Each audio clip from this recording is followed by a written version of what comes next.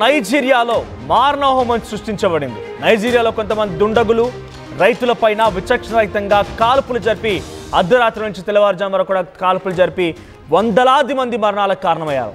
అయితే 2019 నుంచి కూడా ఈ తంతు కొనసాగుతున్నట్టు తెలుస్తోంది.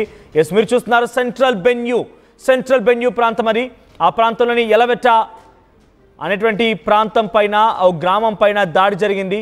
గ్రామంలోకి కొంతమంది దుండగులు చొరబడిపోయి విచక్షణరహితంగా కాల్పులు జరిపారు. ఇళ్లలో నుంచి కొంతమందిని బంధించి కాల్చేశారు దుండగులు. సో కొన్ని ఇళ్లకు నిప్పంటించారు, మరికొన్ని చోట్ల గన్లతో పేల్చేశారు. చాలా మారణ హోమాన్ని సృష్టించారు.